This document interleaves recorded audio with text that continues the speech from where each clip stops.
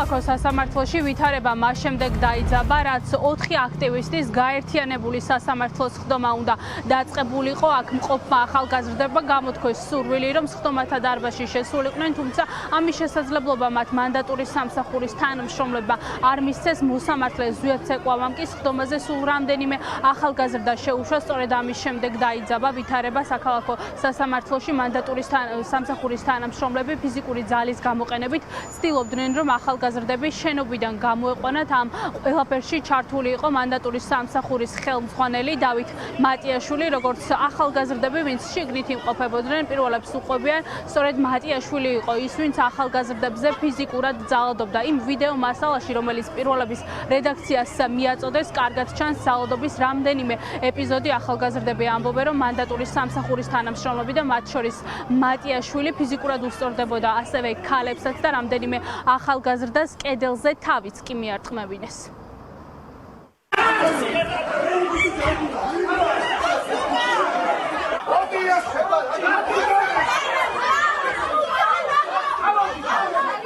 სასამართლოში ველოდებოდით გუშინ წინ დაკავებული პირების სასამართლოს ხდომის დაწყებას, როდესაც მე და ჩემი მეგობარი, ერთ-ერთი დაკავებულის ადვოკატი, განვიხილავდით მის საქმის მასალებს. რა მომენტშიც დაიწყო სასამართლოში აყალმაყალი და მანდატურები ძალის გამოყენებით ატოვებინებდნენ სხვადასხვა აქტივისტებს სასამართლოს შენობას და ეს ძალა იყო ძალიან არაპროპორციული, ვინაიდან წინააღმდეგობა არ ყოფილა აქედან მხრიდან და მანდატურების მხრიდან იყო ძალიან დიდი ძალადობა, უხეშობა და ძალის გამოყენება. რა მომენტშიც ერთ-ერთი სტუდენტს ესე ხელი მოკიდეს და კარებზე თავი მიარტყმევინეს და ასე ვთქვათ გაჭყლიტეს.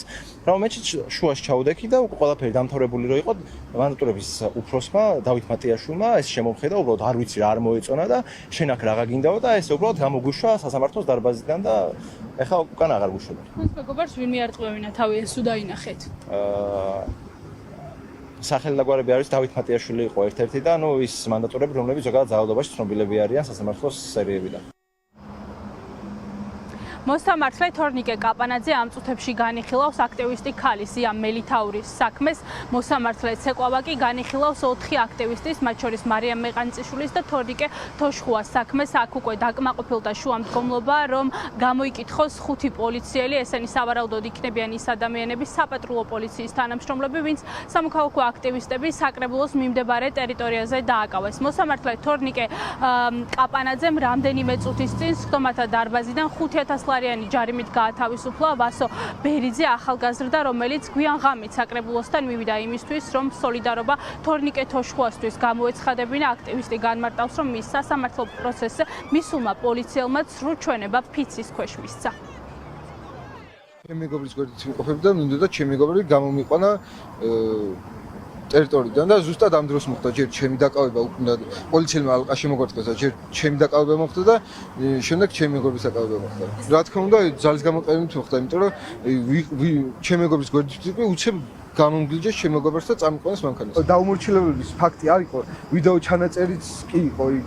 მოწმე ვერც კი ამომიცნო, ვიდეო ჩანაწერში ჩანს, რომ არანაირ წინააღმდეგობას აუწევ პოლიციელს. ჩემი მეგობრის გვერდით დგავდა და მოდის პოლიციელი და მაკავებს და რა თქმა უნდა, ამასაც არ უთანხმდა ამ ჯარიმას, რომელიც მომწეს გავასაჩი ბრაუციგური. ბერიძის საქმეზე არ ქონდათ არც ერთი მტკიცებულება.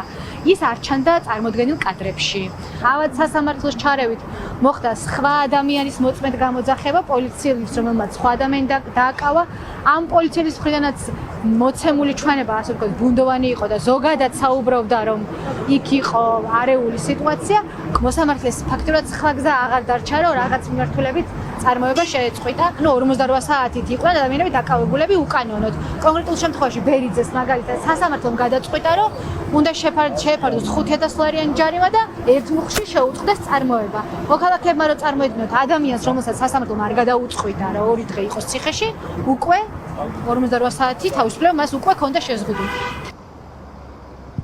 5 პირის საქმე სწორედ ამ წუთებში განიხილავს 2 სხვადასხვა მოსამართლე საქალაქო სასამართლოში. 1 პირი უკვე გათავისუფლებულია ჯარიმით, დანარჩენი 4 კი იზოლატორში ელოდება მისი სასამართლო პროცესის დაწყებას.